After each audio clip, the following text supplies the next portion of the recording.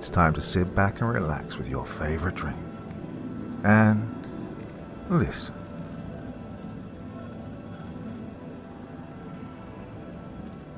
I'm a Freemason, and I have some stories to tell you.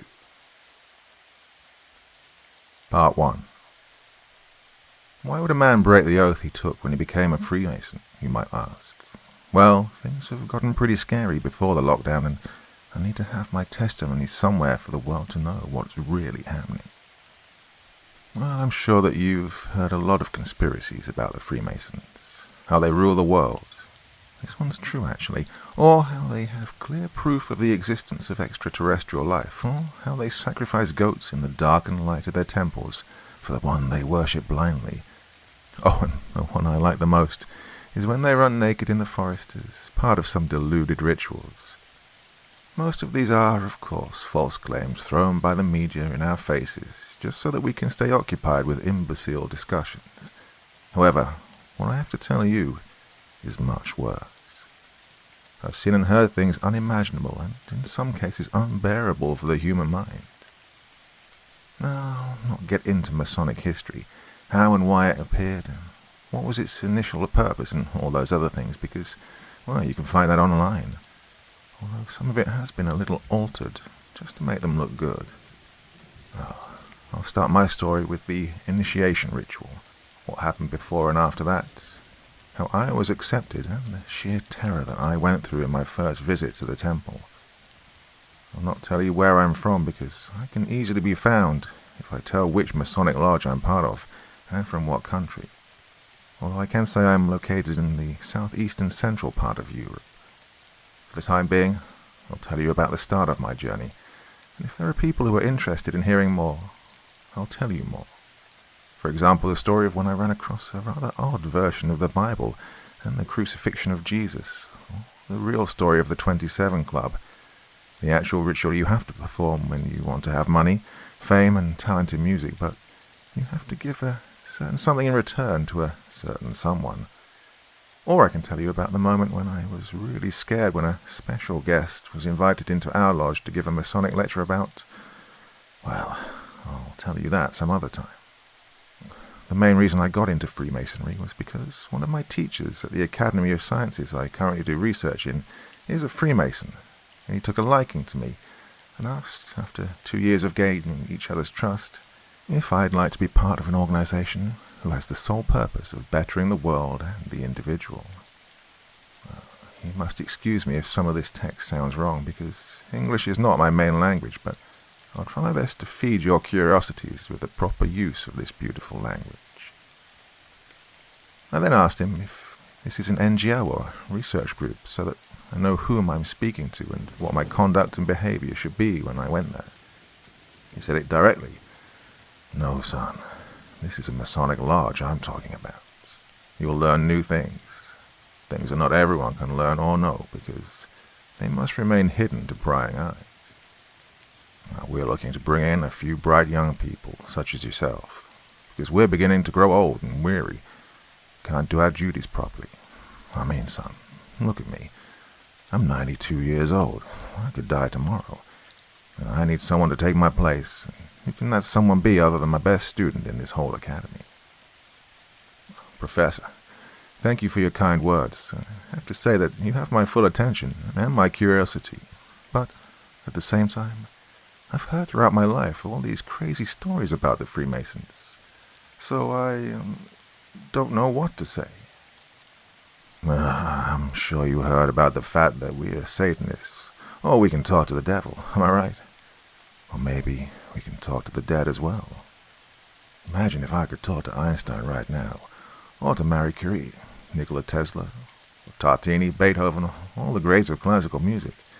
Oh, that would be wonderful. But it's impossible. Do I look like a Satanist to you? Do I look like a bad person, or do I sound crazy when I speak? Do I pretend that I know the secrets of alchemy? No, son. I'm just a normal person. A man of science who happens to believe in God as well. I'm very well known in my field and very respected. That's because of the 70-plus years of hard work and dedication that I put in. What do you say, son? Do you want to find some extraordinary knowledge? I pondered for a bit, and then I exclaimed, "All right, Professor. I accept your invitation for mainly 2 reasons. First one being that I have a lot of admiration and respect for you, and I'm really humbled by the fact you see me as your successor. The other one is that I'm always trying to improve myself and learn new things." "Son, you just made a life-changing decision. Someone will call you next week to ask for your personal details. They'll tell you everything about the meeting." "Very good, Professor. See you next week." Well, I went home without very much thinking about this. I just went off to do my normal stuff, reading and writing articles, publishing a few of them, finishing some work, the usual thing. The following week came and I was called by a gentleman. We met for a discussion, and he told me to be in a certain place at exactly 3:33 p.m. the next day. No sooner or later than that. This was back in 2015. I went there. I was greeted by my teacher. He took me upstairs to a tiled room where he placed a black cloth over my eyes, and then he took me to a dimly lit small room, also known as the Chamber of Reflection, where I stayed for an hour. However, this was not a normal chamber of reflection, nor did I reflect too much. It was only later that I found out that this lodge was one of the special lodges only known by the elite of Freemasonry in the Grand Lodge of the country. Now, in my country there are such lodges with only 9 members each. Well, as I was sitting on the chair in the Chamber of Reflection, a small figure appeared from a dark corner of the room. The upper body was that of a really ugly man, with a very large beard, black eyes, pointy nose and ears, and very yellow teeth. What startled me was that he was standing on 2 legs that looked like they were his, but at the same time not, because they were, goat legs. My instant judgment said it was just a costume for the theatrics of the initiation, so I went along with it. He asked me the following 3 questions, written on a very old piece of paper, for which I had to answer yes in order to go on with the ritual. Number 1. Do you believe in the one and only true great architect of the universe? Number 2. Do you wish to receive his knowledge through our ancient ways? Number 3. Do you swear to serve the Freemasons for your whole life from here on out? And then he produced a small needle, punctured one of my fingers with it, and asked me to sign that piece of paper with my finger on what was a representation of the Eye of Providence drawn under those questions. I signed it. The little man exited the room, and 5 minutes later my teacher came and took me to my next part of the initiation. I entered the temple, again blindfolded. I did some not-so-cool things, like breaking stone with a hammer, drinking some sweet and sour liquids. I was half naked, my upper left part of the body, with the chest and shoulder showing. Next, I felt something really cold. It was the tip of something metallic. Well, I figured again it was part of the ritual. A sword, maybe, I thought. All right, I said, I love these theatrics. But then, something really scary happened. The master of the lodge recited the following. "Oh, he with many names, accept your newest humble servant into our brotherhood. Our master, who art in fiery light and who is free in spirit, accept this new apprentice within our ranks. Apprentice, say this 3 times with us all. Hail Jabalon, hail Jabalon, hail Jabalon. You are reborn now, apprentice. Forever through the square encompasses and our 3 eternal lights."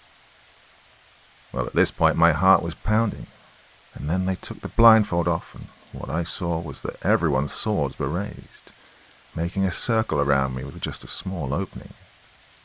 And then it happened. Out of a corner, someone came towards me, running through that opening, enraged and ready to attack me. It was clearly a gimmick, as the person was dressed like a goat with long horns. It stopped right in front of me, saw me shaking in fear, and a deep voice came from behind the mask saying, Solve et coagula in lux et tenebrae. Everyone chanted again, and I chanted with them. The figure went back to a corner. Everyone started clapping, and then they started to shake my hand one by one, greeting me. Welcome, brother. Oh, brother, you were really scared.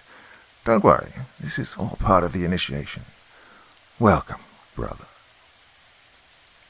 My teacher told me afterwards that all these experiences I had were to represent both good and evil parts of life, and I was now reborn anew, a better person, a Freemason, and my journey was only just starting. Oh, you will see the wonders of the world, son.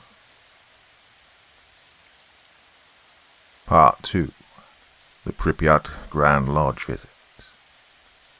I've decided to tell you the story about my Chernobyl visit, which took place exactly 4 years ago, on the day the disaster turned exactly 30 years old. Now, before I start, I must tell you that this was an accident. It was not provoked by anyone. This is 100%. Look, I've seen authentic documents provided by high-grade military intelligence officers in the Ukraine. They did try to cover it up, like the Soviets did back in the day. Nothing is the state's fault and all that stuff. But when Gorbachev realized that he couldn't contain the disaster, he and the party decided to let the news out. You all know the story. Some of you probably read the Nobel Prize Award-winning book Voices from Chernobyl by the Belarusian author Svetlana Alexievich, or even saw the great series that aired on TV, although some gruesome details were not included in that show. So, I'll not go into the actual disaster story. However, I would like for everyone to hold a moment of silence for all the brave men and women who lost their lives in that disaster, all the medical staff, the firefighters, and the scientists who were capable enough to contain the disaster on the 4th of May, 1986. Today marks 34 years since that disaster. Let us never forget. So let me get started with today's story. I'll get back to my initiation ritual and what happened after I was made an apprentice at a later stage in these stories. I'll not tell them in chronological order because I want you to be surprised every single time I tell you about my experiences as a Freemason. Back in 2016, the lodge that I'm still a part of received an invitation to join the meeting of our brothers in Ukraine, most specifically the Pripyat Grand Lodge, which was to be held on the 26th of April 2016. Of course, the master and the rest of us were a bit confused because we'd never been to that part of Ukraine before, and we were a bit scared because we might get irradiated, might get sick, might get eaten by mutants, things like that. Well, after our usual meeting at the temple, the master called his counterpart in Ukraine to see exactly what this was all about. Well, suffice to say that we all agreed to go because not only did we feel obliged, but it was a sign of disrespect to refuse the invitation. About a week later, we had 3 cars come pick us up at the temple, and with the trip being just a bit over 17 hours, we stopped and slept the night at one of our brothers' hotels in Moldova, and the next day we were near the city of Pripyat, where we were greeted by our brothers with handshakes and triple fraternal accolades. We got acquainted, and they actually had prepared a tour for us to visit the surroundings of Chernobyl, where we saw Reactor 4 and the Duga 1, and then we went to have a typical Soviet lunch, like they used to when the USSR was still a thing. Then we went to visit the ghost town, and we stopped nearby the Red Forest. We were all equipped with dosimeters and hazmat suits, of course. While we were nearing the Red Forest, our Ukrainian brothers told us that we'd go somewhere to have our meeting, and then we'd go and sleep in a secret hotel that only the Masons know about. After this, military personnel pulled in front of us and escorted us to an underground bunker near the Red Forest. We descended to the 3rd floor below ground of the facility, where we had the meeting. Our master had a speech prepared, and vice versa. After the meeting had ended, we went on having our normal brotherly banquet. However, this is where things started getting strange. The food was nothing like I'd ever seen before. The wine had multiple colors at the same time. There were some sautéed mushrooms that were phosphorescent green, and the meats were very tasty even though they were looking like they were really overcooked. But on the inside they were very tender. The potatoes were turquoise, and the fish were a very pale pink with crimson tails. And, well, I was sitting thinking, is this food real, or are they joking? Are we supposed to eat the damned rainbow in here? But the most interesting thing was the tea that they served at the end. The hot tea smelled like hot summer mornings, then changing to the smell of petrichor, then to the freezing smell of snow. It was like all seasons were trapped in that one cup of tea. We were, of course, a little bit scared to eat the food, but our brothers told us there's nothing to be worried about, as these were some ultra-rare foods that only 333 people in the world know about. After we finished, the master of the Pripyat Lodge raised his glass. Drink this final glass of wine, my brothers, and let me lead you to see the greatest secret of Chernobyl. You will meet Vovkulaka. Then we went to the 5th floor underground, where there was just a cage.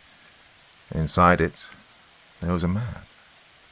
Help me, please. You got me trapped in here. Of course, I was absolutely outraged, and I whispered to my professor, "What is this nonsense, Professor? Why do they torment a man like that?" And even though I whispered, the master heard me and said, "You know I speak your language, right? I know what this looks like, but I can assure you that shortly something that will change the way you see this man will happen."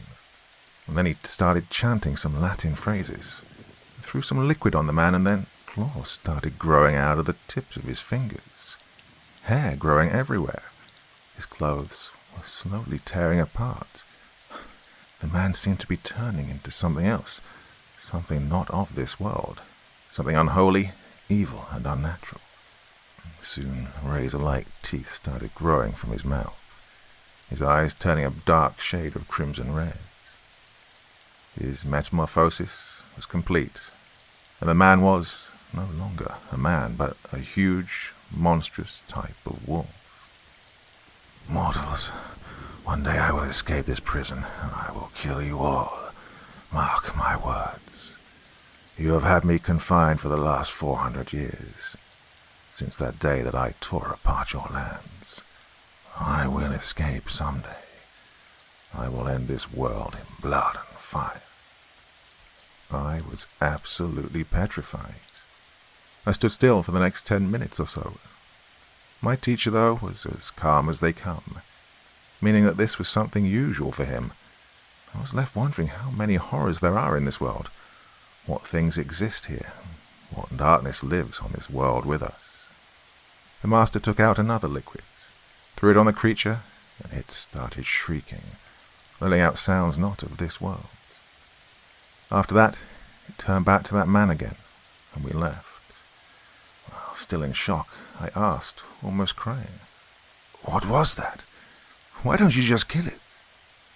The master looked at me disapprovingly and said this was an 850-year-old werewolf, and since his capture, the Masons had been trying relentlessly to alter his mind, using certain substances, which I know nothing about, and to make more creatures like this, eventually turning them into armies for future wars.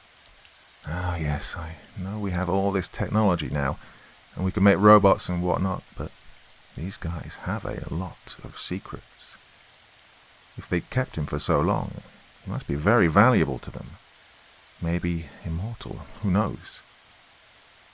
Well, after this we sort of fainted, woke up the next morning in the hotel, which didn't look like the hotel we'd been in, but like an apartment building that felt like it was constantly moving.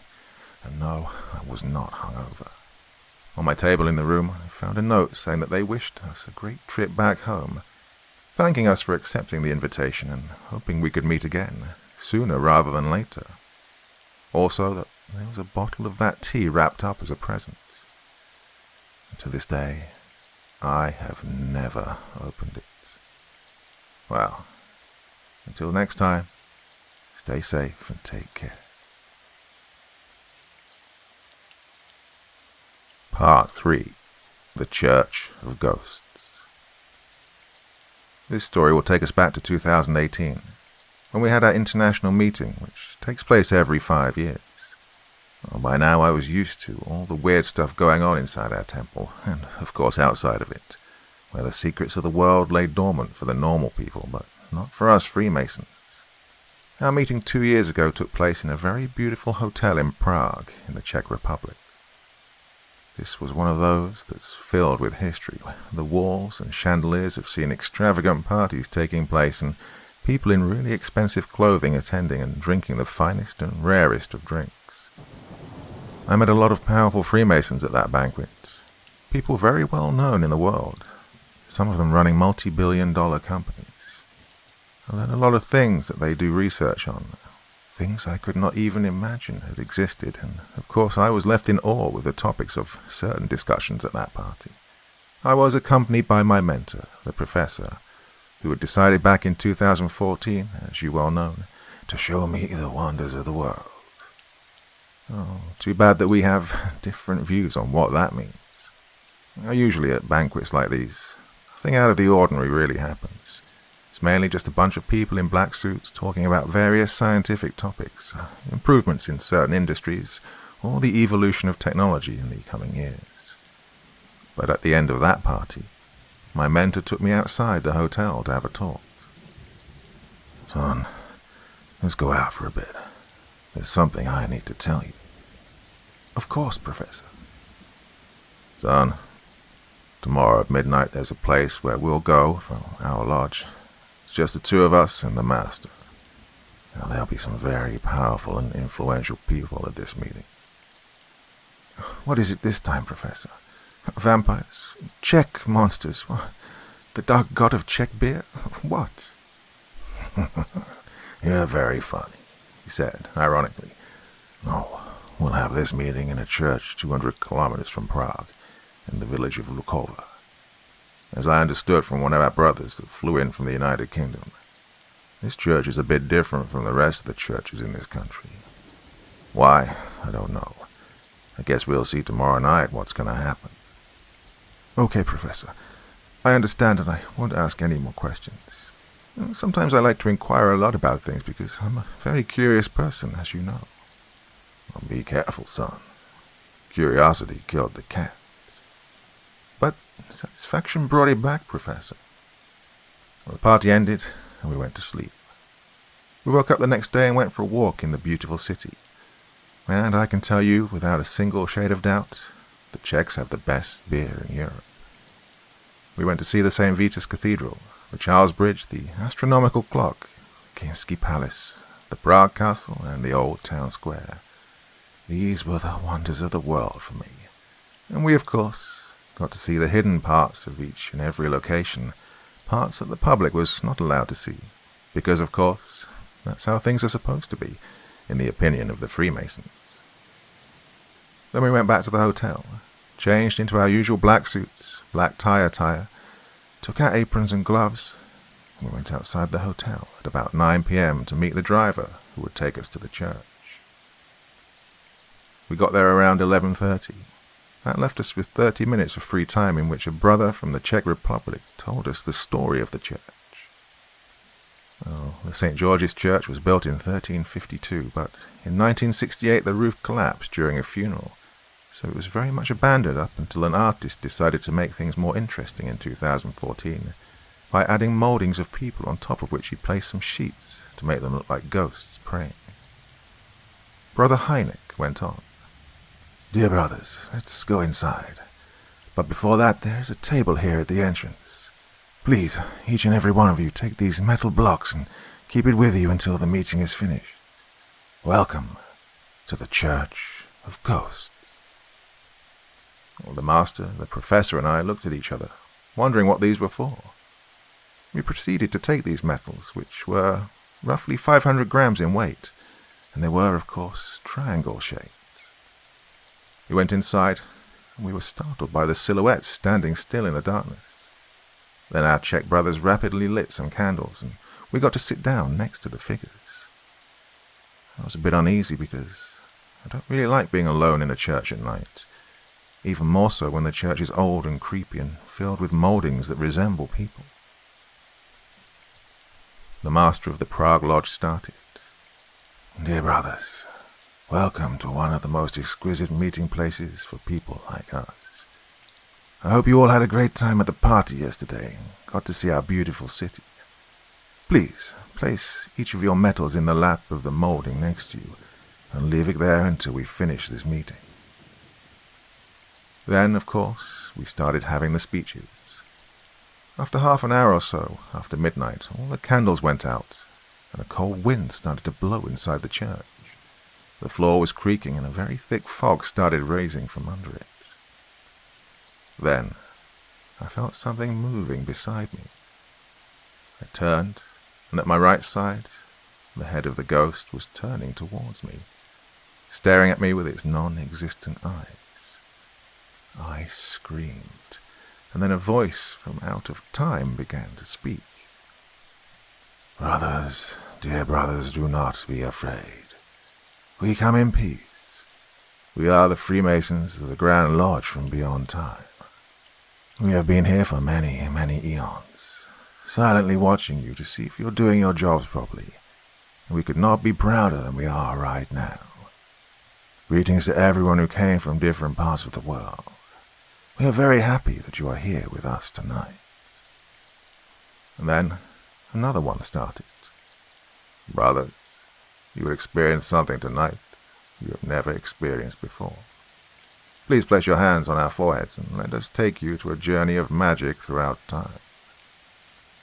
The thing is that their voices were speaking in the Czech language, a language I know nothing about, but curiously enough, I was understanding it perfectly. I placed my hand on the ghost's forehead, and at that point I felt like I was enlightened and filled with secret knowledge. With my eyes closed, I could see different historical periods. I was in a forest where strange animals were living. Then I was transported undersea to see populations of humanoids living free, their technological advancements nothing like I'd ever seen before.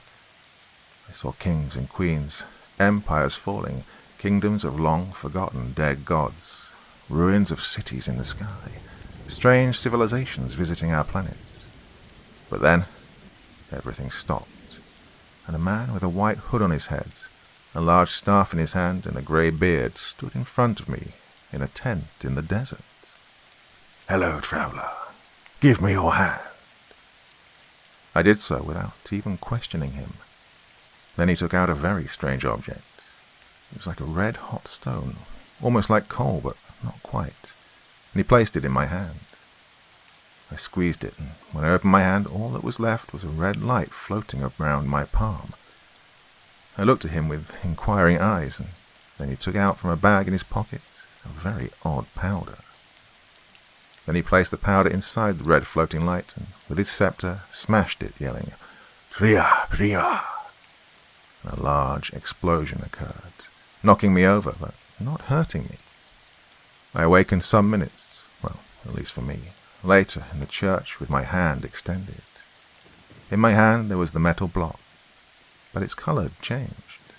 It was golden. Of course, I couldn't believe my eyes. My mind was already buzzing with all that I'd seen in my short journey. Brothers, vivat alchimia. This is our gift to you.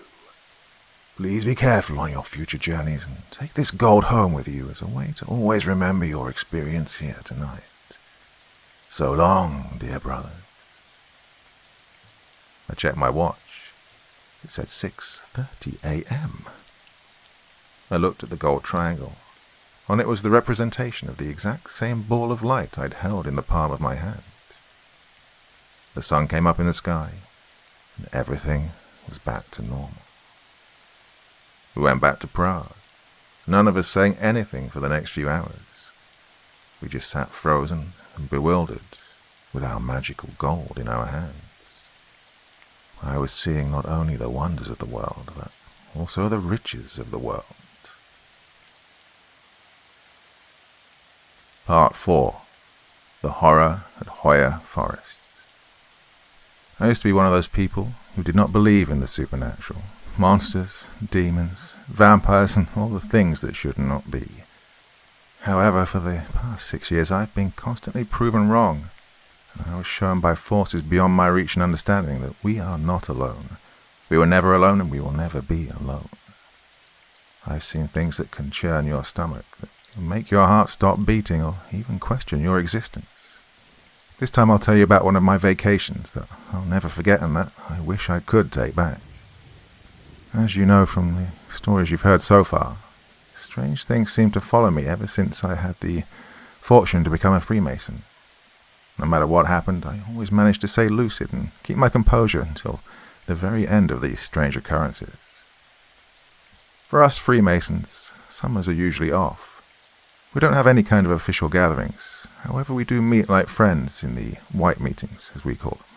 We just eat food and drink wine, like normal people. I've had many of those. Some of them really pleasant because you get to talk to some good people about great things. But there are also evil people there as well, so it's kind of a battle of forces between good and evil. Some of them want evil to reign supreme, and some of them want to destroy every vile thing that the Freemasons stand for. Their temple of lies will fall one day, and their false god will burn in the purging fires of all that should protect us. Well, last summer, before this whole crazy pandemic happened, I have a story about this as well. It'll come later. I don't want you to be scared more than you are right now. Well, we were invited by some Freemason friends to spend a few days on a lovely property just a bit outside of the city of Cluj, Napoca, in Romania. A very beautiful city indeed. Great food, great people. You should visit if you have the chance. Most of us have regular 9-to-5 jobs, of course, so we decided we should spend a weekend there. Booked a flight, and we got there in about an hour on a Friday night. The property was filled with one-room little houses so that all brothers could relax and rest well. We went in, made ourselves comfortable, changed to casual attire, and went outside to socialize. The property was placed in the heart of nature, far away from inquiring eyes. It was surrounded by a thick forest called Hoya. Its trees were very oddly bent, like they'd seen the horrors of the world. And behind the forest, a river was rapidly streaming away into the silence of the night.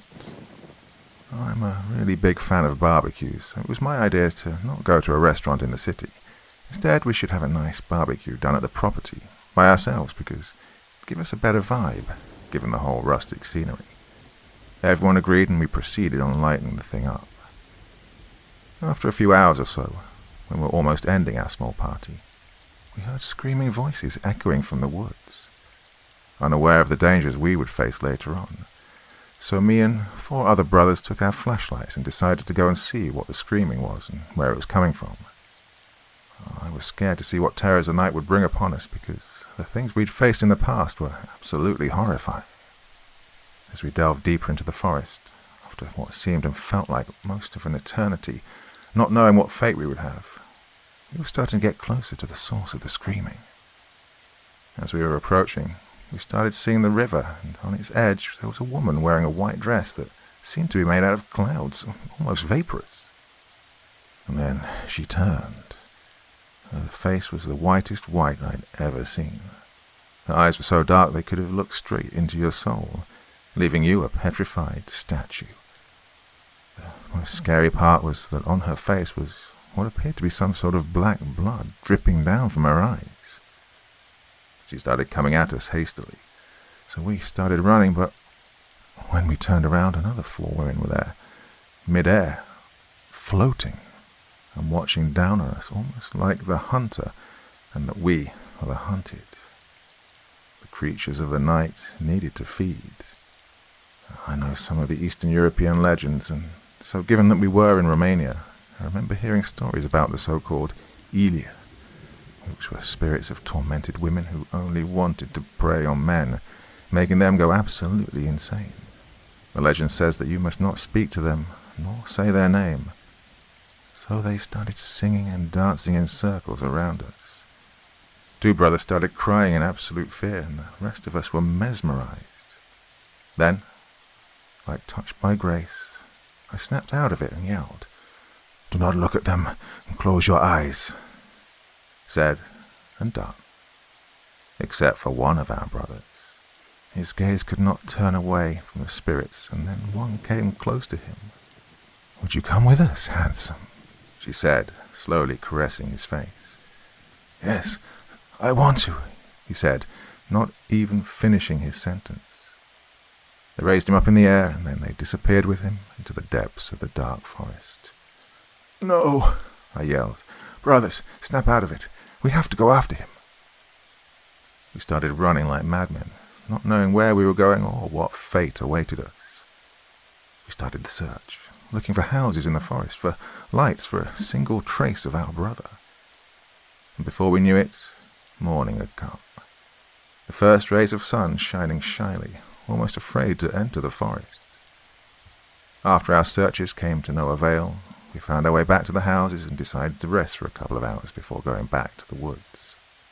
We were severely dehydrated and frightened to our very bones. As we were approaching the property, the rest of our brothers were outside waiting.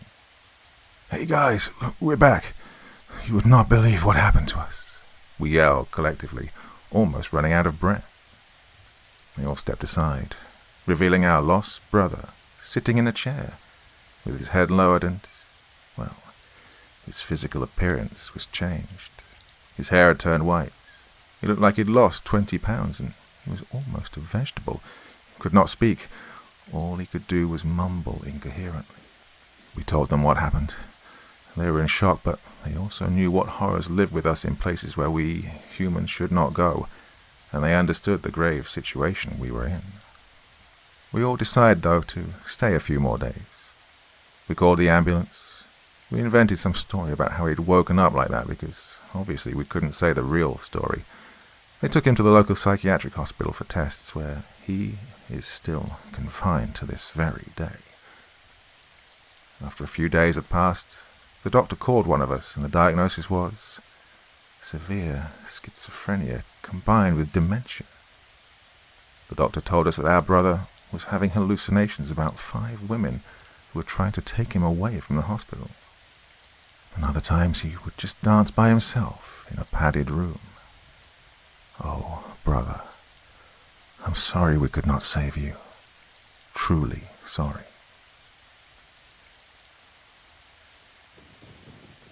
Part 5. The Tragedy of Strigoi. In our private library we have millions of documents and tomes from throughout different times in history, since the beginning of man. Superb poems, prose, ancient scrolls describing amazing events that happened in history, some of them not even known by man. I was mostly interested in finding writings about the Eastern European folklore, although many of the experience that I've had in the past has made me realize that many legends were in fact as real as the moon hanging lifeless in the night sky. As I was looking for something to feed my mind with, a strange brown leather sort of journal fell down from one of the shelves. I went to pick it up and I noticed that it was a normal journal about village life in Wallachia in the 15th century. However, some pages described something horrible. November 30th, 1437 AD. The Black Hill Village, Wallachia. The Diary of János Csira. It's now 3 weeks since I've seen my brother. I do not know what happened to him, how or why he disappeared. I found a small pool of blood in his room the morning following his disappearance, and since then something has changed in the village. Something evil was beginning to make its presence known. The air was changing. It was starting to feel very heavy at night.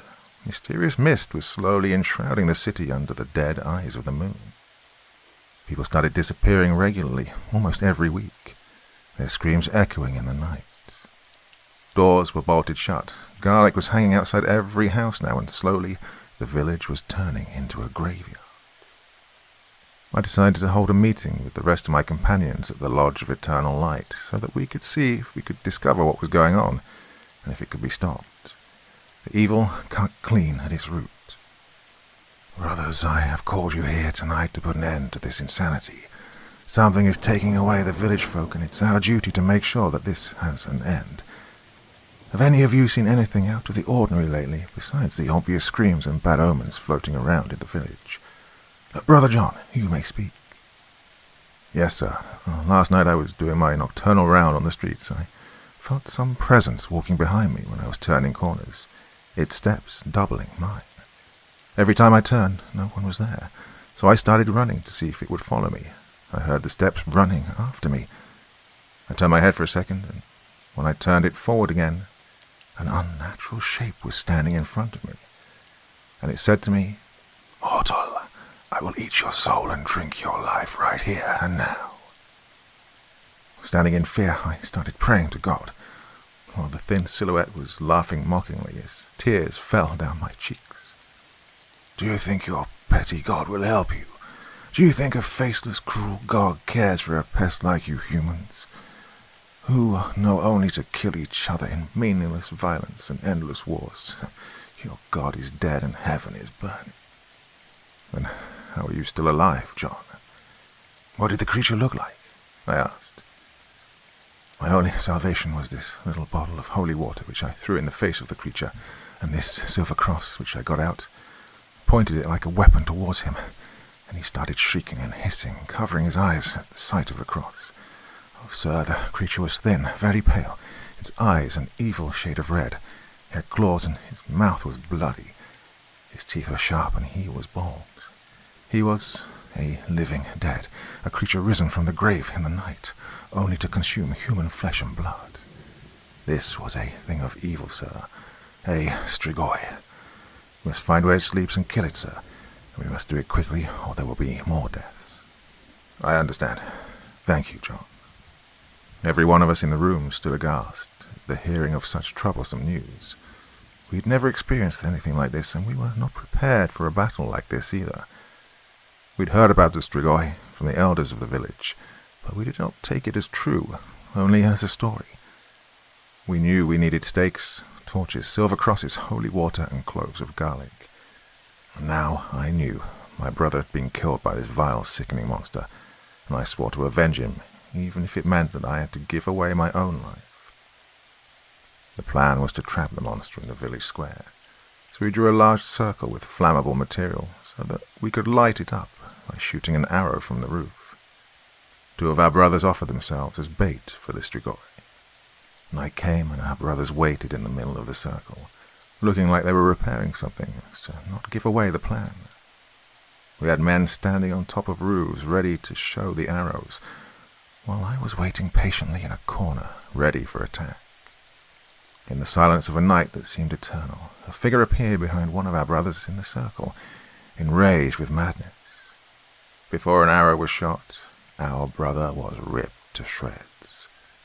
The other one tried to fight the demon, but before raising his sword, rivers of blood started flowing from his neck, with the strigoi feeding and yelling like a demented beast. But his hunger blinded him, and he realized very late that he was trapped. I rushed inside the fiery circle. I threw holy water on him, with vapors rising from where the water touched him. I placed the silver cross on his head, and as he was turning and screaming, I wanted to kill him with my silver knife, but as I tried putting it through its head, the creature raised its hand and blocked it, the blade going right through, blood coming down. He saw a small opening in the circle and made a run for it, slowly vanishing into the night, leaving a bloody trail behind.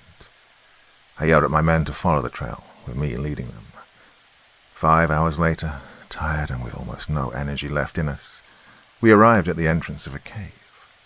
The sun had come up in the morning sky as we entered the cave, and we saw the shape of a coffin.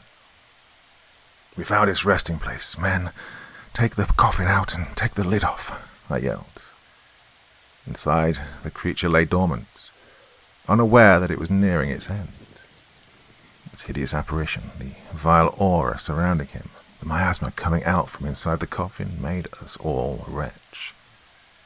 As I was preparing to put my knife through its head, I noticed a piece of paper. I took it out and started reading it. If you are reading this, then I am probably nearing an end that I have been waiting for the past 120 years of relentless haunting and hunting in these lands. I was turned to a strigoi against my will, and I wish I can take back all the destruction and suffering I have brought unto this world. My name was Simeon, but now I have no name. The living dead bear no names. As I turned the paper, on the back of it, the following was written. The silent songs of death now echo through this freezing crypt. I only wish to rest now, so please end me in my sleep. I am the living dead, and I cannot stop the urge to kill, because my hunger makes me do things far beyond my will. Now leave me here to rot forever, dead and torn apart. Just turn my head backwards and impale my broken heart. Part 6. Meeting a Prince of Hell. Now, this is one of the most horrifying stories I'll tell you, well, at least for me. A couple of years after I was made a Mason, there's been talks about a secret meeting with only a very small number of brothers invited. Nobody knew what it was about because the brothers received some very peculiar letters from a Grand Master whose name was unknown to us. We were all wondering what this was about and why nobody knows anything about what will happen at the meeting. My letter stated the following. Dear brother, you are hereby invited to attend the secret grand reunion of the Black Light Lodges, which is to be held at the Crimson Temple on the 23rd of April 2017, starting at 6 p.m. This will be a unique experience for you because a meeting like this happens only once in 500 years.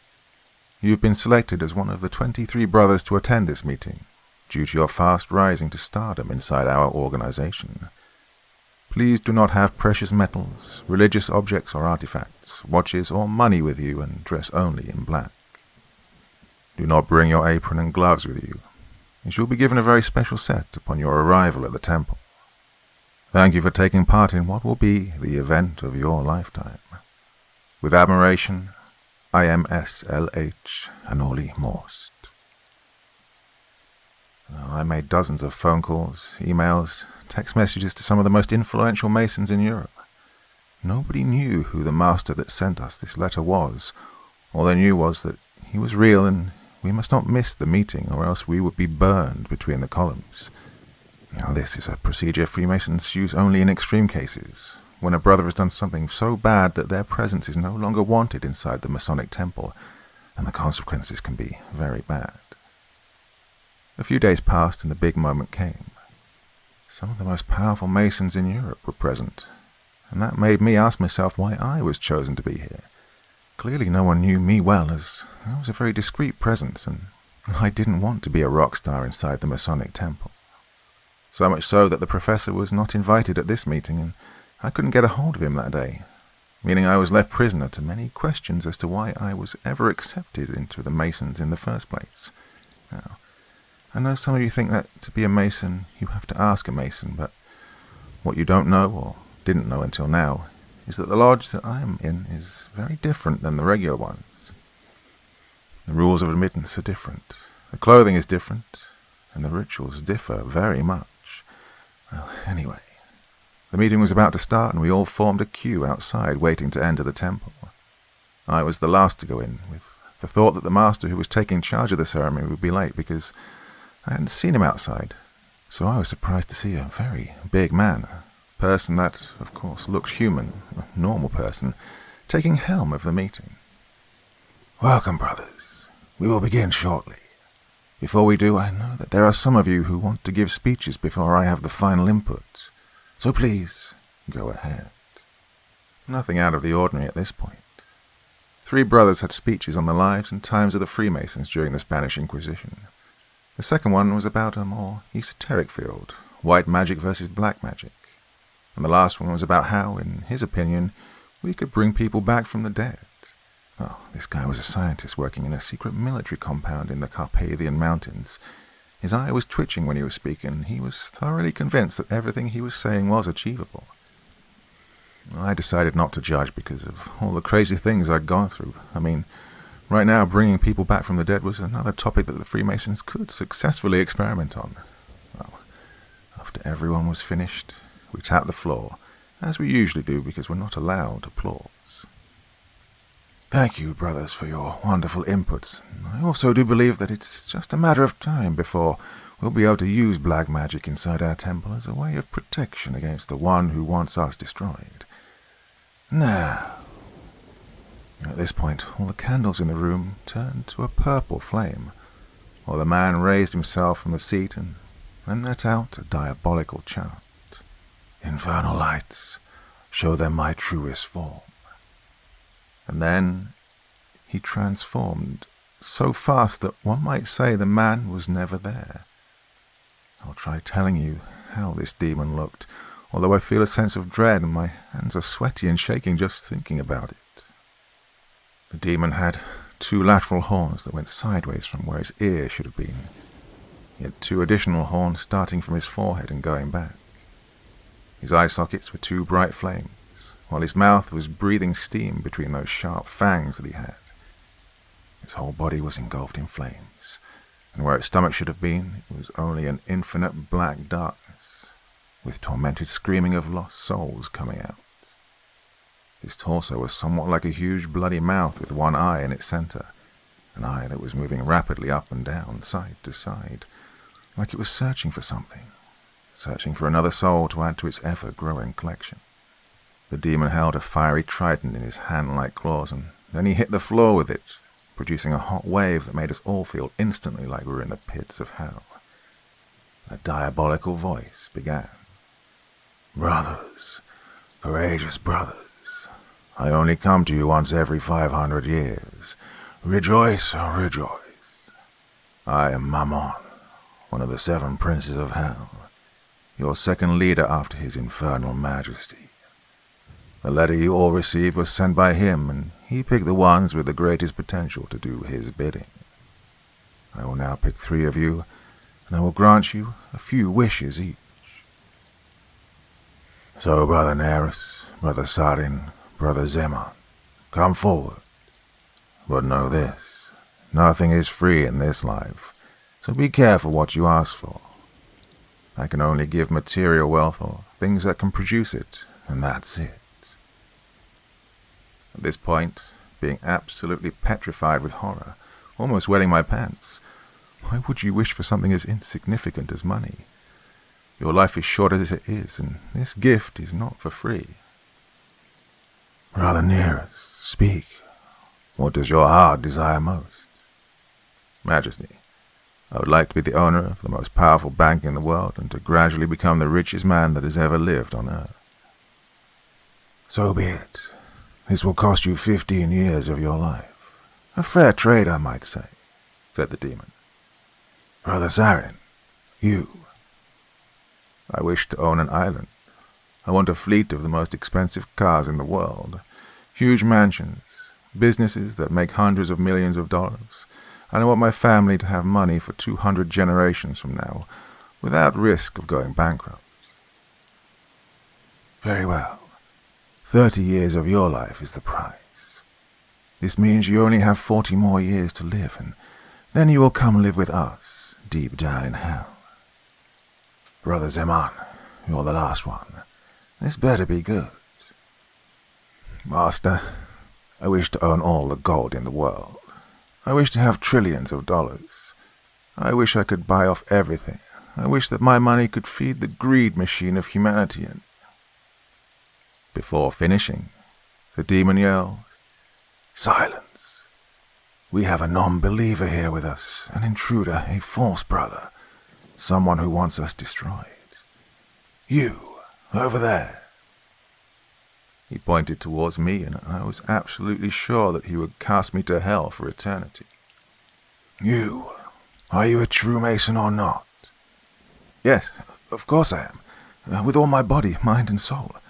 I'm here to serve our Lord until the end of my life," I said, absolutely horrified, but very sure on my words as to not induce even more uncertainty in this ugly demon. "Then if your claims are true, answer me this riddle. I must warn you it's a very hard one, and if you do not know the correct answer, the skeletons guarding the door will immediately tear you apart." "All right, I'm listening, Master," I said, almost shaking, my knees like marshmallow. "What do you call somebody with no body and no nose?" said the demon, almost bursting into laughter. "Well, shit," I thought. "Nobody knows?" I answered. And then he started laughing like crazy. "You should have seen the look on your face. I was just fooling around, goddamn. Oh, I haven't had a good laugh like this in 500 years. Thank you, brother.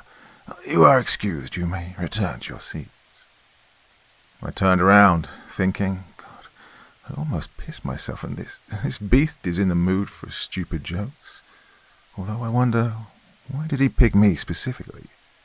Do they watch me? Do they see me as a traitor, or was it just a random choice? Then he returned to asking Brother Zeman to finish his request. And I wish money would rule the world forever and ever. Very well. This will cost you your very soul. You will pay your debt in the future, not now. But you will not know when. You will only hear distant growls and barking in the distance. Know then the end is near. Oh, brothers, it has been my pleasure.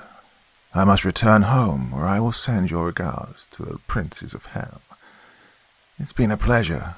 We will keep on watching you, and I will see you soon, down there. So long. Then he vanished into thin air, and everyone stood silent. The three lucky brothers started hugging one another like they'd won everything and lost nothing. Oh, the greed of mankind is ever present in weak minds and lost souls. Part 7. To Catch a Spirit. This story takes place again in the beautiful country of Romania. Of course, many of you know Romania for being famous for, well, Dracula, for the Trans-Fagarasan Road, for the beautiful beaches of the Black Sea, the Danube Delta, all the natural otherworldly wonders we encounter in the Carpathian Mountains. Well, this story is about a lesser-known place, one that's filled with history, magic, and, well, it's seen many things in its over 2,000 years of existence. What I'll tell you about today has happened on our last meeting of the past year. I was involved in a really big project at the Academy, so I didn't have time to think of anything else except this. It was about the Dacian Wars that took place in the years 101 to 102 and 105 to 106 between the Roman Empire, led by Emperor Trajan, and Dacia, led by Decebalus. Both wars have been lost by the Dacians. So, as I was reading, writing, taking notes, printing case studies and doing other things we do in academia when we research certain topics, the professor came into my office. It was around noon or so, and I was already hungry. So he said, "Hey, son, how are you? I can see steam coming off your head. You're really into it, eh?" "Yes, Professor. I find it fascinating. Hopefully I can manage to pull it through so we can get that grant the Academy needs." "Oh, I'm sure you'll do just fine. Listen, do you want to take a break and have lunch? There's a friend of mine that arrived last night with business here in the city, so he wants to eat some traditional food, maybe see some of the main attractions. He is a brother as well, in an Italian lodge, and he's been working on finding if other realms exist for the last 55 years. I'd love to, Professor, but I really need to work. But did your friend find anything up until now?" "Well, we've seen a lot of crazy things happening during these last few years, and it'd come as no surprise to me if he did, but he keeps his work very secret, so I don't know anything." "Well, I'm not taking no for an answer here, son. It can wait, and you need to eat. So come on, let's go. Grab your jacket, it's freezing outside." "Okay, Professor. I am really hungry, so let's eat something." We went to my car and started driving to the hotel where his friend was staying. We arrived there, the Grand Marriott, and as we were waiting in the lobby for him to come, I noticed the elevator doors open, and a man in a really nice suit come out. He had a very long white beard, almost like the wizards in the movies. "Ciao, Professore. Come stai? Tutto bene?" "Vincenzo, you know I don't speak Italian, even though it's an absolutely beautiful language. Please, meet my student, apprentice and protege, Brother Mason as well." "Ah, that's formidable. Nice to meet you, young man. Vincenzo Bianchi is my name. Already a brother, huh? That's very good. The Professor must really like you a lot." "Pleased to make your acquaintance, Vincenzo. Yes, he's my mentor, and I've been a Mason since 2014. "And are you liking it so far? Do you have any nice experiences to share?" "Well, yes. We went to Prague and, well..." "Hush, young man. We all know what's happening and need to keep the secrets well hidden." And then we got back in the car and I drove to this traditional food place that we always like to go to when we're in Romania. We do have some offices there for the academy, so when we go there we usually stay for a couple of weeks, do some research and then go back home. We arrived at the place. It's really rustic, really good food, amazing wines, and a proper place for good talks. Vincenzo, what do you do back in Italy? What is your field of research? I asked, almost forgetting what my teacher had told me. Well, young man, I study the dark arts, black magic. I have been trying for so long to find occurrences in history when or if they could bring people back from the dead, or if they could go to the other side. So mostly the art of necromancy. Of course, I can't tell you anything about it right now. I am on the verge of a major discovery that will change the way we see the world, young man. Interesting and scary, Vincenzo, but isn't that playing God? Why should we, humans, mess with the natural order of things? Why should we take back what belongs to the earth? I asked, intrigued and mildly upset with this type of research. God? What does God have to do with this? Nothing. I do it for the progress of humanity. Now, imagine, if we can trap the spirit of a mind, of a genius. If we had Nikola Tesla, Einstein, the classics of music, Beethoven, Tartini, Rachmaninoff, Dvorak, Mozart, or Marie Curie, Picasso, Van Gogh, or every single great mind of the world. Imagine if we could use their mind potential forever and ever. Oh, the possibilities are endless, he said, raising his voice just a bit. I remember that the professor had told me something exactly like this when he invited me to join the Freemasons. Yeah, that's strange.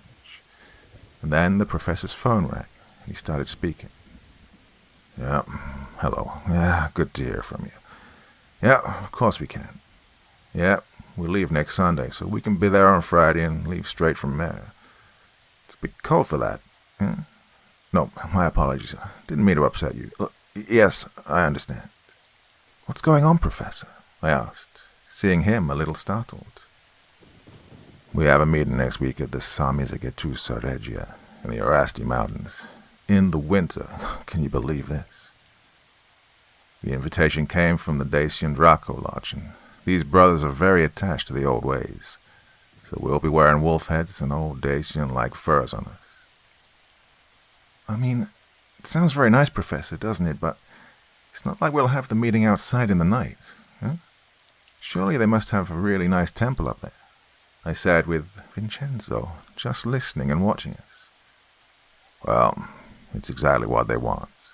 10 p.m., we'll have a short meeting outside of the sacred area, where they'll light up bonfires. It'll be interesting, an incursion in history and the old ways of these people. Oh, then I have to come too, Vincenzo exclaimed. I want to see this as well. Professor, I trust you can arrange this, yes? Oh, don't worry, Vincenzo. You'll be the guest of honor. And then we went on having some amazing food and wine. These guys in Romania have really great wines, by the way. You should definitely check them out if you ever go there. We finished, and then we went to the Marriott, where we had some coffee.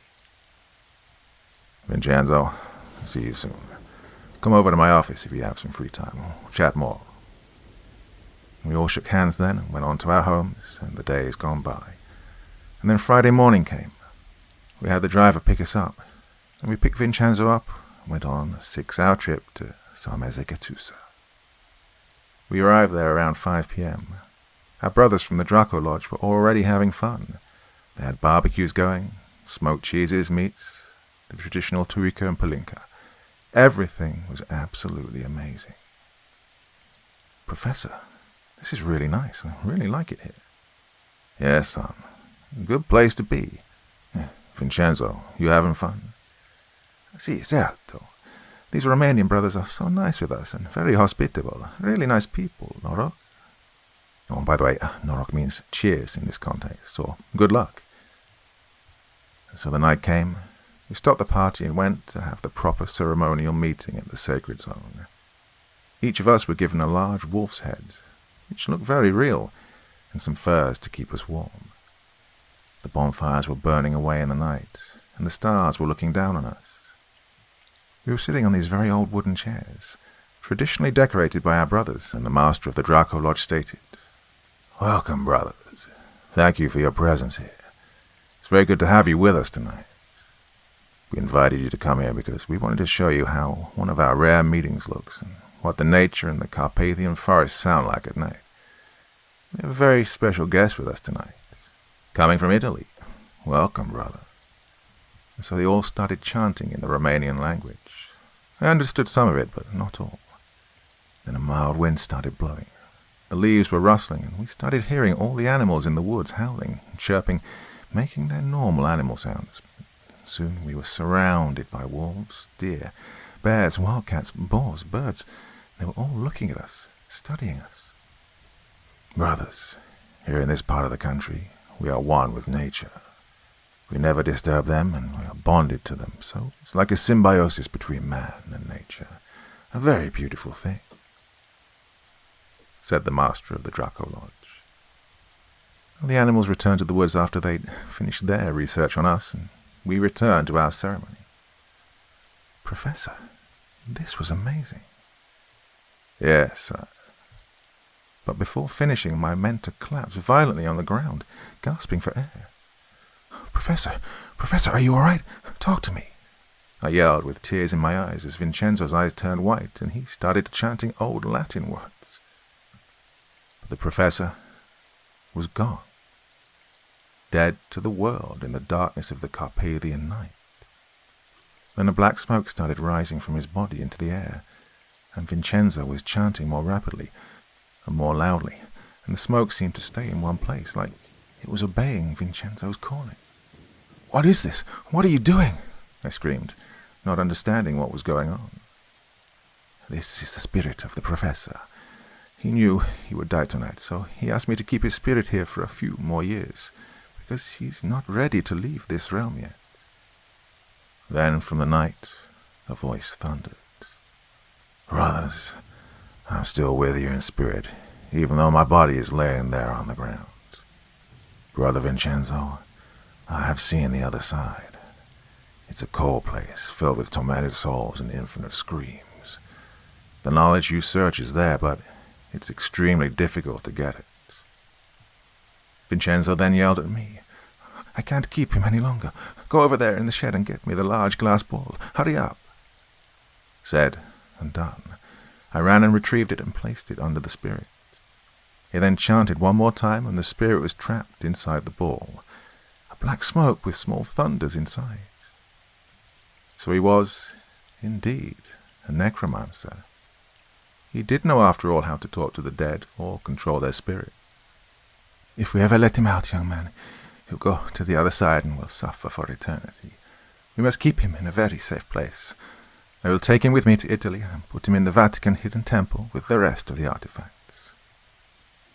"Will we ever hear him again, Vincenzo?" "Yes, of course. I'll try to make him talk from the inside.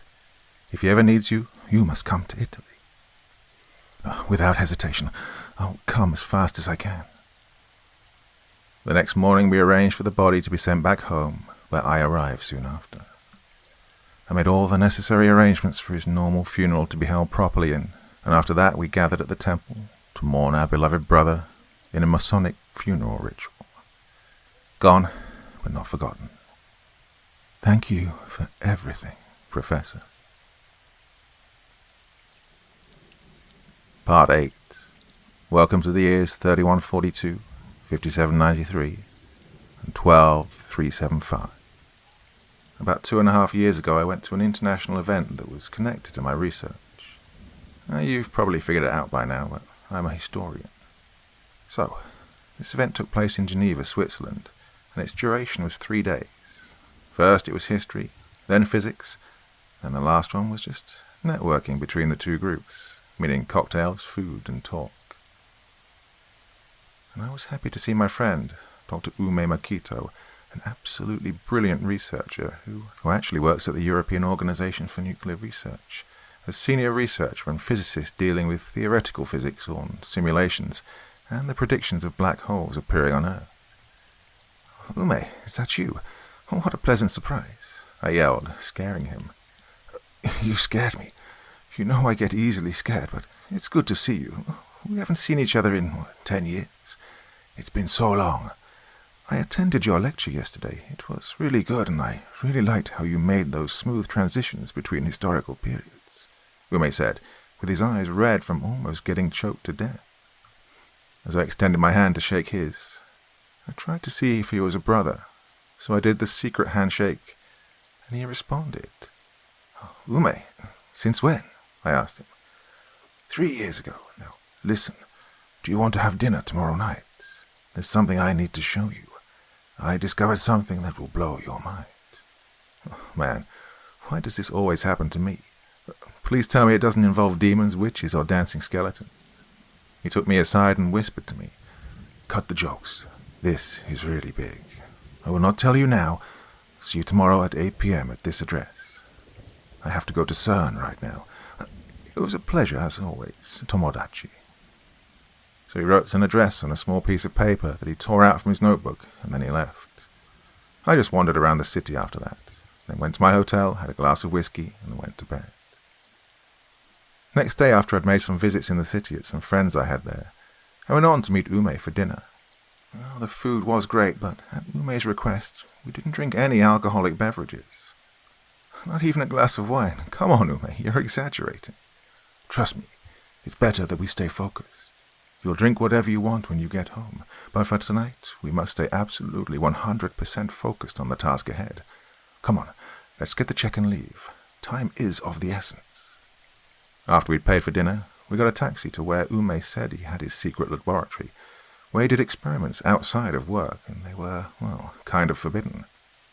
When I asked him what kind of experiments he did, not only did he tell me what, but he told me he'd finally figured it out, that it was working. He had discovered how to travel to the future. Well, what he told me left me speechless. Like, that wasn't enough. He told me that we'd go to 3 different periods of time, one very far away from the others, so we could see how the world looked thousands of years from now. But I was suddenly scared of what we might encounter in the future, so much that my mind just shut down completely for a couple of moments. Well, we arrived at his lab soon after, where I needed to drink some water, a lot of it because I knew Ume was not joking or lying. He was always so serious, and he didn't like any type of jokes. "Tomodachi, are you all right? I didn't want to scare you, but this is immense. Imagine the possibilities. What we'll find when we go there tonight," Ume said as my heart skipped a beat. "Going where? Tonight? Why me, Ume? Why didn't you take one of your physicist friends? Why me, a mere historian, a nobody for your line of work?" "Because you are good at paying attention to detail. That's your job, and I don't trust anyone else with this. In my field, everyone tries to steal everyone's inventions for money and fame, especially something as groundbreaking as this. Are you sure you want to do this? You have it all figured out? Are there any risks? Did you calculate every single tiny thing so we can return home safe and sound? I mean, what if it fails and we die?" "I have taken every measure, and nothing can go wrong. This is my entire life's work. I cannot fail, and I will not fail. These glasses will allow us to go to 3 different time periods, where we can stay for a maximum of 7 hours in each year we arrive in. The glasses have 3 small buttons, 2 on the right side and 1 on the left. I could not find a way to set the year manually, but I've managed to assign them a period of time, from the year 3000 up to 15,000. Then the computer will generate 3 random years.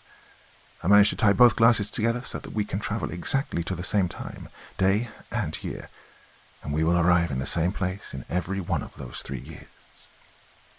This one over here will form an invisible armor around us, allowing us to breathe inside it in case the air is changed or something. And this right here, this will open the portals for us to go to where it is we'll be going. Our journey will be the greatest in history, but I must admit, Tomodachi, that I am a bit anxious as well. What will we see there? What will we encounter?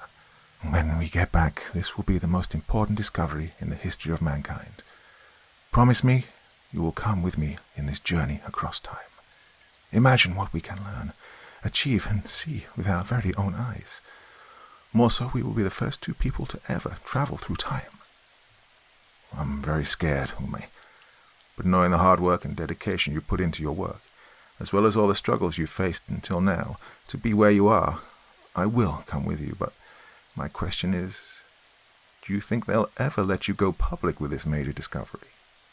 Look, let us get back first. Of course, I imagine they probably will not let me go through this gigantic step for humanity, but I do believe that progress is inevitable. Let us take this journey then. I bow to brilliant minds and to the progress of mankind. He then gave me the glasses. We both said a prayer, hoping to return safe and sound. We both pushed the button for the portals to open, and before me stood an oval-like opening, which looked watery, about 3 meters high and 1.5 meters wide. We looked at each other, nodded our heads, and pushed the button that generated the year we were going to. And then we went through. Year 3142. After what seemed to be a very short trip, we found ourselves thrown into the back of an alley. It was probably afternoon. After we'd recovered a bit, because the trip really shook us, I asked, "Where are we, Ume? Oh my God, it worked." "I don't know where we are, but let's keep a low profile. We are both wearing suits, so this is a timeless piece, and hopefully we will not be seen as outsiders." We started walking between the high, black, grey and dark blue buildings, and we started seeing people driving in what seemed to be cars, I think, but in the form of large ovaloid capsules with just 3 metallic wheels like in those fancy science fiction drawings. "Tomodachi, look!" I looked up and then saw what looked like 3 moons that were very large and close to our planet Earth. We were absolutely astonished by what we'd seen, but this was truly a magnificent sight. And then, as we were walking, bewildered, we reached an area that had some buildings very high in the air. They were probably some sort of government building, a city hall maybe. Maybe the leaders of this country were in there, working, maybe living. And I bumped into someone in the street. He looked at me, almost like a robot, lifeless, senseless, emotionless. His eyes like vacant rooms on distant planets. And then he said, "I am happy. We are all happy. Life is beautiful in Zillion. The Nether Core is keeping us all happy. Yes, happy." Then he just continued his walk down the street, almost like he was programmed to do so. "Ume, something's wrong here. What the hell's going on? Let's go over there and grab a newspaper and see where we are." "Yes, it is. I smell something really bad in the air, like a polluted smell coming from a tire factory. Can you smell it too?" "Yeah, come on. Hello, can I have today's newspaper?" "We are happy here. We are all happy." "Ma'am, hi, the newspaper, please." "Print version or tablet version?" "The print is 2.5 dverkels. Tablet is 0.25 for 5 minutes of usage." "Give me the print, please." On the first page it was written with capital letters, "People of Zillion, be happy. Nether Core watches over you every single day, delivering you the best conditions of life in our beautiful city. Remember to take the happiness pills 3 times a day so that the world can remain the same, beautiful and joyous. Make sure to never be late at your jobs. Eat well only from trusted sources provided by Nether Core, and be sure to donate 75% of your income to Nether Core so that we can continue to function properly. You support us, we watch over you. And remember the rules. Number 1. Curfew starts at 10 p.m. and lasts until 6 a.m. Anyone caught outside during those hours will be shot on sight. No exceptions. Number 2. The Nether Core Martial Police can verify if you take all your pills. If you fail to comply, you will be imprisoned for 2 years at the Obsidian Asylum.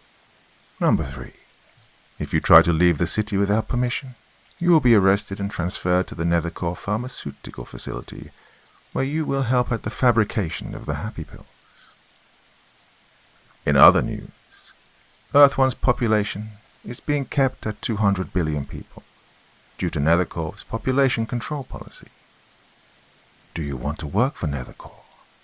Enroll today at our HQ or call 1-800-576-384, and a state agent will guide you throughout the procedure.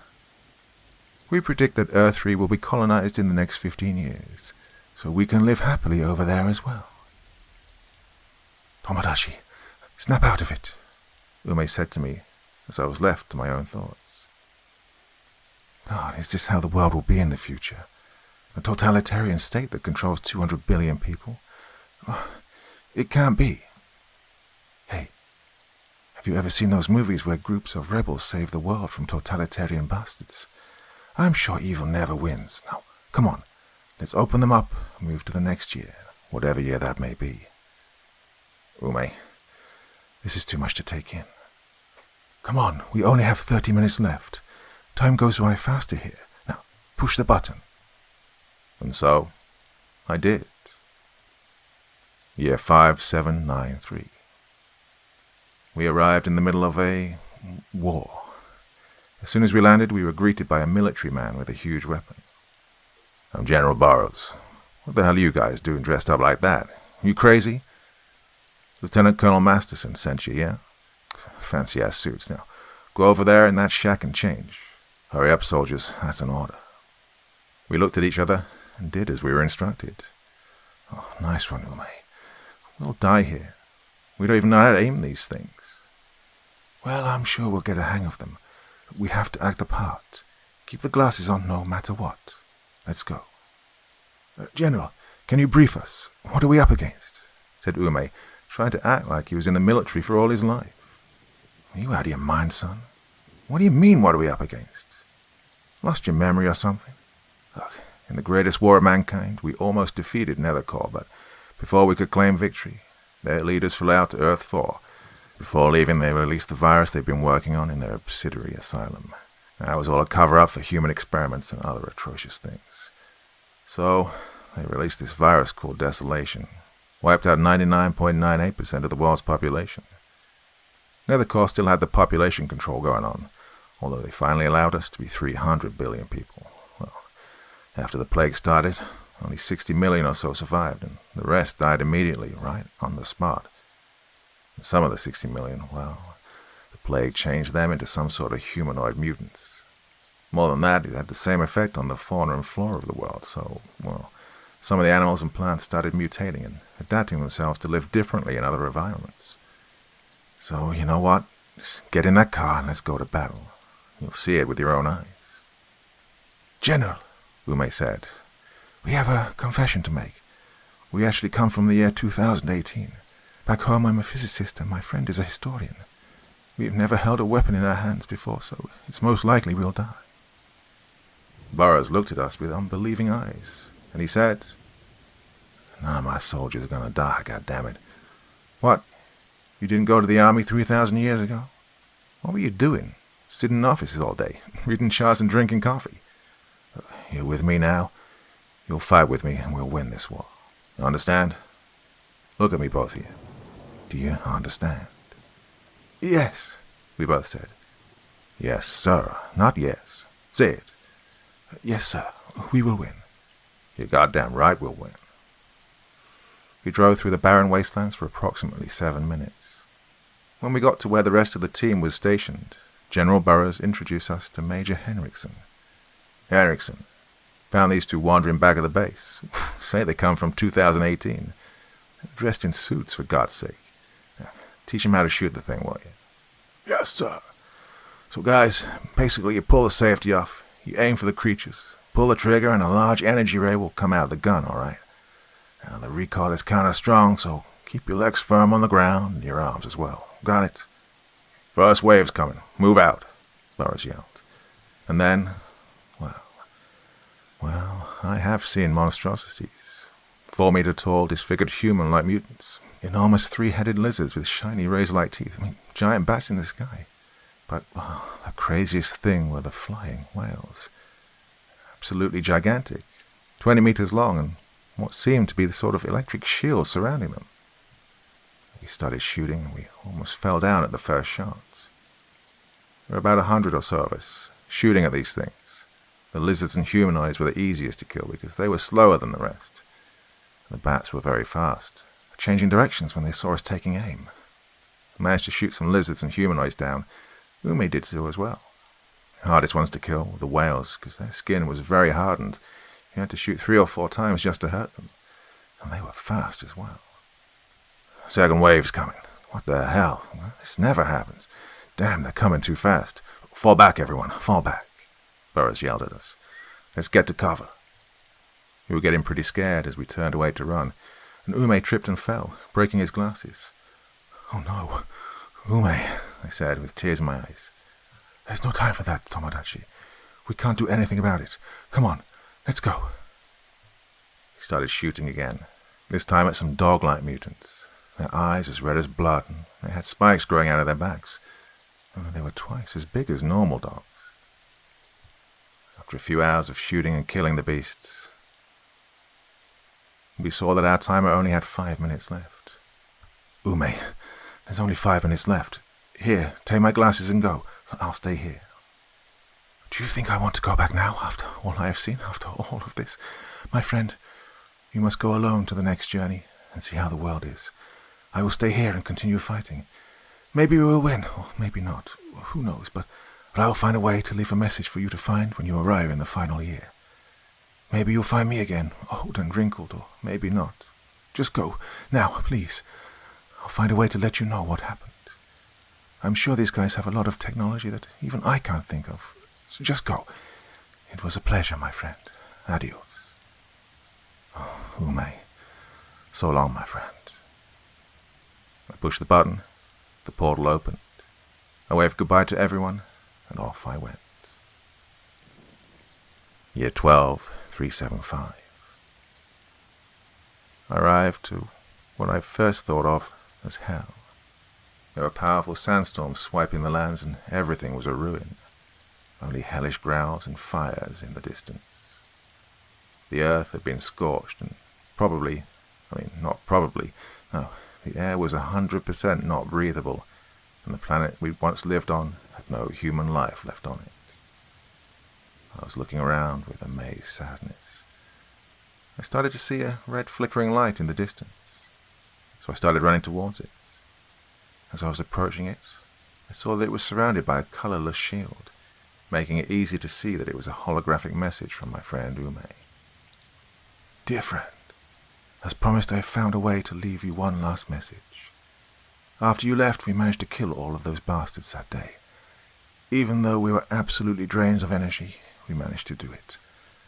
I made friends with everyone here. I learned a lot about their technology, and they made me one of their chief physicists.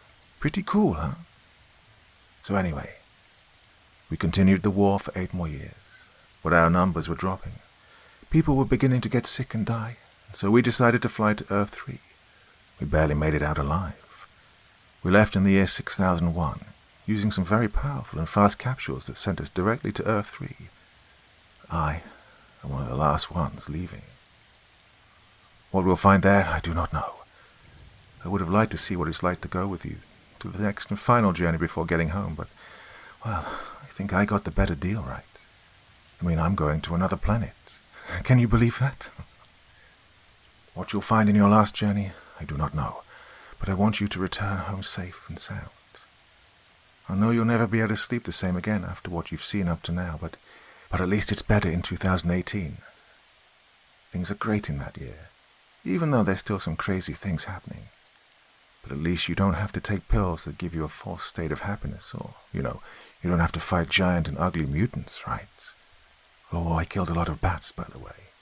Got really good at that, but, well, we lost in the end. Push the button now, Tomodachi. Go back home and drink that glass of wine. You deserve it.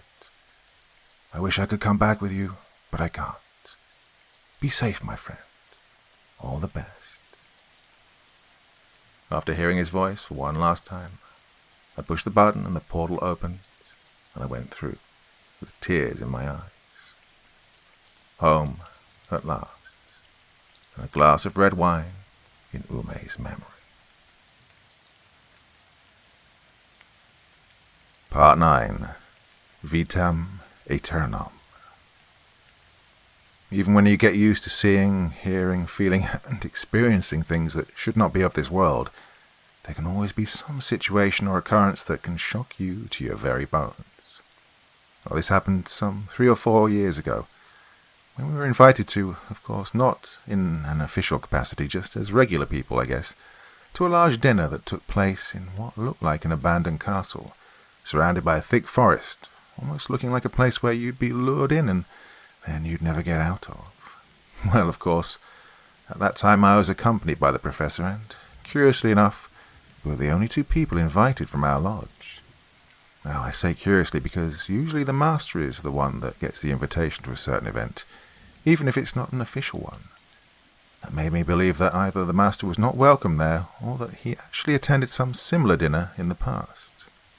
Of course, I wasn't worried about it, but to be honest, I was starting to kind of get bored with these parties in some way, and a bit scared because, you see, the locations in which these banquets usually take place have some sort of ancient evil halo surrounding them. Well, the invitation came from a certain Ivan Negro, of which we found out, after thorough investigation, was the owner of the castle, although he was rarely there. He was residing in Vienna and Budapest, owning 2 very beautiful old mansions.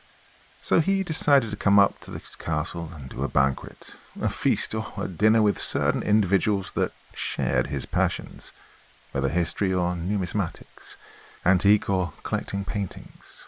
Well, we found out that his biggest hobby was to collect chalices. Now, from my information, he had over 10,000 of them from different times in history, including one that was presumably used by Judas Iscariot. We arrived there at around 8 p.m, but we were forced by circumstances to leave our cars at the base of the castle. After that we had to climb up 1,480 steps just to arrive at the main gate. Well, the castle looked to be at least 750 years old, and after we entered into the interior court, we saw some pretty unusual statues looking down on us. The walls were all covered in moss, while the windows were old and creaky, but all the lights were turned on inside the castle. Soon we were greeted by a man who said, "Good evening, sirs, and welcome to Master Ivan's Red Dragon Castle. My name is Sebastian, and I am his servant, his right hand, if you will. The master will arrive in a very short time. He had some errands to run down in the city. The rest of the gentlemen have already arrived, so please enter. Oh, you can leave your coats here." The air suddenly became cold, as though the temperature had dropped 10 degrees Celsius. The inside of the castle was rather odd. There were portraits hanging on the walls, portraits of what seemed to be people from very important families from a few centuries ago, like those counts, lords, duchesses, princes and princesses, kings and queens who were, well, gone forever. However, some of them were fully coloured and their gaze was normal, but others were looking like they'd been screaming in terror, with their faces distorted and covered in tears. The main hall was filled with armours that looked like soldiers guarding the place. A large chandelier was hanging from the middle of the ceiling. Old maces and swords were displayed on the marbled walls, and the dining table already had different chalices waiting to be filled with the best wine varieties. Some of the gentlemen were admiring the paintings, others were inspecting the armours, while I and the professor were waiting eagerly for the dinner to start and to meet the owner of the castle, when suddenly a window opened and through it came a swarm of bats, like they were flying in tandem, one exactly following the other to a precise location. Well, the bats landed and morphed into a man, a thin man dressed in a black suit that sometimes reflected a dark crimson in the lights of the hall. "Greetings and welcome, gentlemen. I am Ivan Negru, and let me welcome you to my citadel, to my exquisite fortress. Thank you for accepting my invitation and coming here tonight. I'll personally greet each and every one of you, but before doing that, let me propose a toast. Sebastian, please fill everyone's glasses with that 45 Musigny Vie Vignes Magnum. I want to propose this toast for each and every one of you. Drink up." Everyone did so, some more scared than others, while the professor and I were almost shaking when he came to us and he said, "I've been waiting to meet you two for quite some time now." The silence of the night whispered me through the wolves' howls and the rustle of the leaves that there are two historians that have a special mission. I know you, and I know what you are trying to do. Young man, come with me. I want to show you something. Come. Well, as I stood my ground as to not be scared so much, I went with him in the study upstairs, where he started saying, "So, what is a young man like you looking to find in that organization that you are a part of? What are you trying to achieve? Be careful what you say. I can sense your heartbeat rising if you lie. You do know who I am, yes?" I think you're a creature of the night. The thing that should not be. A vampire. Now, young man, there is no need for rude words like that. I take it you are a man of culture, a savant, are you not? Now take a look over here at this painting. Do you know what that is? Listen, Ivan, if you plan to kill me and drink my blood, just do it quickly, please. Silence. Answer the question. Do you know who that is? Yes, that's Vlad Dracul, or Vlad Tepes, or Dracula, as most of the world knows him. Correct. He was my great-great-great-grandfather. History never knew me because I destroyed every single piece of evidence, as it was too dangerous for people to know that we exist. But why are you telling me this? There is a war coming, young man. You must be prepared. I'm not allowed to take part in it yet. Yet he will let me live forever. He sometimes makes mistakes too. Soon everything will change, and you have been chosen. Now, depending on what you answer to my most important question, I will let you live, or not. Usually at this feast, I am playing with my prey and only let two people live. Will those people be you and your mentor? Or will your bones rest eternally under my domain? I'll do the best of my abilities to answer the question you're going to ask me. I like you, young man. Maybe I will not kill you. Maybe I'll just turn you into a strigoi. I remember one night in Wallachia, when they killed a strigoi. I watched from the shadows. I could have killed them all from the shadows right there and then, but I didn't. Those lands were already cursed by a plague, so their blood was poison. Now, tell me, indulge me with one simple answer to this question. Do you wish to have eternal life in the eternal night? Do you desire immortality, to live forever? No, I said. To live forever is to suffer, to see everyone you love die. I could not bear that. I just couldn't do it. And the loneliness will just make eternity seem like a curse. So please, just kill me quickly now. No, I will not. I was expecting this answer, to be frank with you. You're the first person who said it like that. Your words are like poetry to my ears. Oh, you and your mentor are free to go, but hurry. I'm starting to get hungry, and if I catch you here, I will not be able to control myself. Go. Run, little human. And then he vanished right in front of my eyes. As I was heading to the door, I noticed a rather strange tome standing on top of the fireplace. I quickly went to see what it was. It said just this: My life as a vampire. It was, as it has been, left there specifically for me to take. I quickly grabbed it and went downstairs where the men were already drunk. Professor, we must leave immediately. They will all die. What are you saying, son? Quickly, there's no time. We must leave now.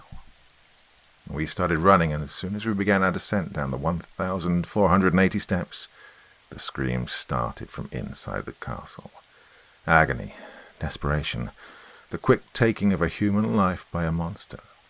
A bloodbath. The living dead living through death. A war is coming. What war? Should I open this book, this journal that I found? Should I start transcribing it here? A war is coming. Part 10. As above, so below. My swan song. All these I will give you if you will fall down and worship me. Matthew 4:9. The end, or what supposedly was the end. Now I don't know, but I think I served my purpose. I finally understood what the war was and why I was chosen to fight it. The mechanics of fate were slowly turning their gears towards the final act of my personal enlightenment.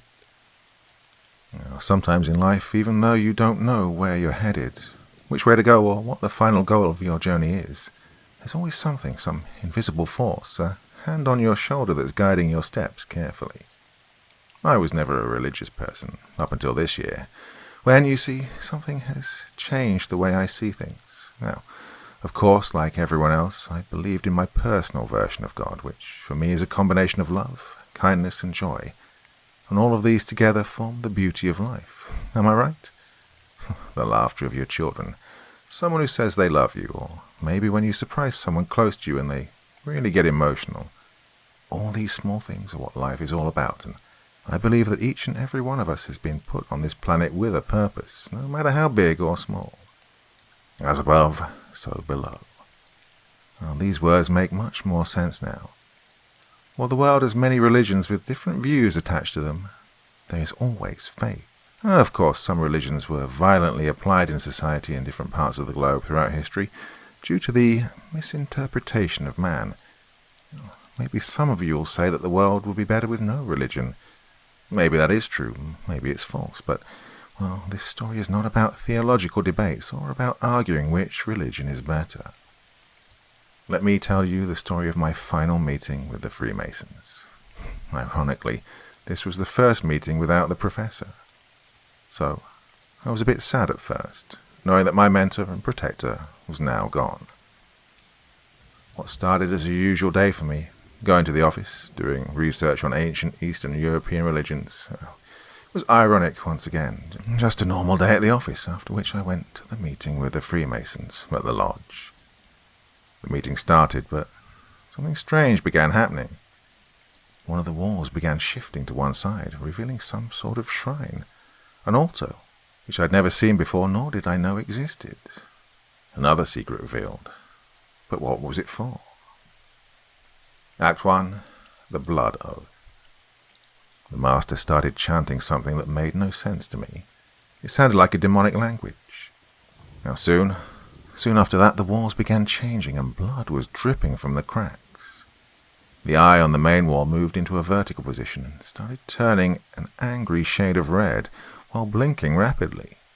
The rest of the brothers raised up from their seats and started advancing towards the shrine, while I was waiting to see what was going on. Each and every one of them was pulling out a knife, and while at the altar, they began cutting the palm of their left hand, and blood started flowing into one of the 3 goblets. Soon after that, when it was my turn to do it, I went to the shrine and I kicked one of the blood goblets, but the blood just went back inside it, crawling slowly. The master of the lodge smashed the wooden hammer on the table and yelled resoundingly, "What are you doing? Have you gone mad? If he sees you, you are dead." Then a diabolical voice started from inside the walls. "He is an impostor. Seize him. Cut his chest wide open. I will rip his heart out of it." And all the brothers started changing into ugly devils. They came towards me and grabbed me, ripping my shirt open so that my chest was on show. It was almost like an opposite initiation ritual, a death ritual, my Masonic downfall. And soon after, their leader showed himself. It was the same goat from my initiation as a Mason, but this time it was real, in flesh, blood and bones. Their masks had been fully removed and the puppeteer had shown his true face. Their so-called architect was doing his own bidding inside the lodge, while keeping himself entertained by pulling the strings of his puppets, making them follow his orders, like in a mindless, evil chain dance. So much so that with every move, every single heartbeat, I was acutely feeling it in my throat. I finally thought that I was done for, that my journey will end in defeat. Left alone to my own devices, I called for help in my own head, yelling desperately in my mind for someone to come and save me from the vile, wretched, and repulsive monstrosity. A fiend that was only feeding on fear, pain, and angst. He drinks tears and eats souls, a destroyer of all things beautiful and the greatest deceiver known to humanity. The seducer of man, Satan. Well, he approached me, and while he pointed his index finger at my heart, everything stopped and went dark. I found myself in a place where agonizing screams were echoing throughout an infected air. I saw live skeletons of people who were swimming in hot lava, screaming endlessly while the torture never stopped. I was on what seemed to be some sort of a metallic boat, and with me there was a hooded man. He was guiding the boat to an unknown destination. "Where are we? Where are you taking me?" I asked. "This is hell, and I am the one who leads some of you to what will be a life of eternity, of soul-devouring, agonizing afterlife. You've been trying to destroy the architect's creation, and he is not happy. In fact, he has never been as angry as he is right now. If there's a devil, there's a God as well. He'll save me. I was doing what was right for my world," I said to the guide. "It's too late now. God is dead. No one has heard from him in ages. That is your prison for eternity." He then pointed at some sort of ziggurat that was made from flesh and bones, and on its surface people were spiraling to the top. When getting there, they just jumped right in.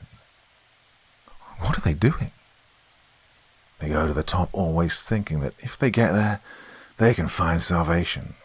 The road is filled with obstacles, so when they get to the zenith, they just jump into a lake of acid where they swim to get to the shores. It takes them 1,000 years to get there. After that, they get out again and repeat the process." "Oh, I refuse to go there," I yelled. And then a familiar voice was calling my name. "Don't give up, son. Fight it. Resist it. Come back up." Act 2. Escaping Hell and Meeting God. I suddenly woke up in the temple, where I saw Satan trying to get inside my chest to take my heart out. "Impossible," Satan said, his destructive eyes staring at me in disbelief. And then a sort of divine power overtook me, and I felt sensations unknown to man. I saw bright lights, heard music that instantly sounded out of this world, melodies and notes that I never knew existed. From beyond I heard and saw the professor for one last time. "Son, I was with you the entire time, even if I left you alone for a little bit. Back there I was just your professor and mentor, but here I'm everything that is, omnipresent, omniscient, omnipotent. I rescued you, and I know you'll see things differently now. Let us send them back to where they belong and destroy them once and for all. I wanted you here, not because I needed your help, but because I wanted a man with a pure heart to experience something divine. I'll be watching over you. So long." Came back to the temple, and from my eyes, mouth, and body, bright lights started shooting into those vile demons. They were consumed by the light, and finally they were cast down to their place of suffering and eternal roaming. When I came back to it, gasping for air, I said, with tears of joy flowing down my cheeks in rivers, "Thank you, God." The sun was shining bright in the cloudless sky. It was an unusually warm winter day. Parents were playing with their kids in the park, laughing and giggling happily. I started walking home, smiling and waving at the sky. I had been given hope. Life is beautiful.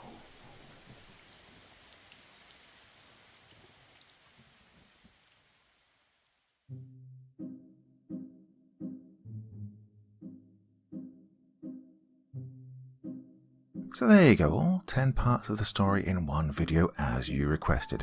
Now I did ask you on the community tab, would you like 2 separate videos? Because, well, by this point I've probably deleted the first one, but I did the first 5 parts of the story in one video, And now I've put all 10 parts together because you asked me to. It's simple as that, really.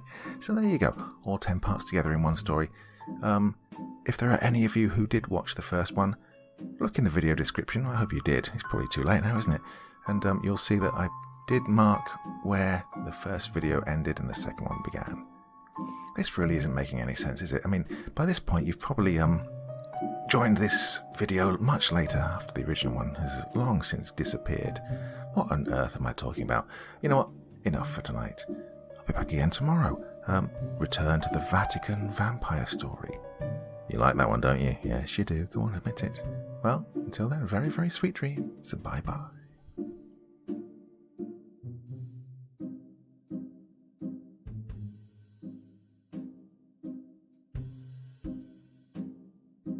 Thank you so much for taking the time to listen to this story today. Really means a lot to me and to the author of the story, of course. Well, if you want to know more about me, I'm pretty much everywhere on social media. You can find me on Facebook, Twitter, Instagram. You can download my music on SoundCloud. I've got a Patreon if you feel like. Throw me $1 or $2. Very much appreciated. And of course, on Reddit, I have a place where you can leave stories if you want me to read one that you've written. Well, hoping to see you all again very soon. Till then, sweet dreams. Bye-bye.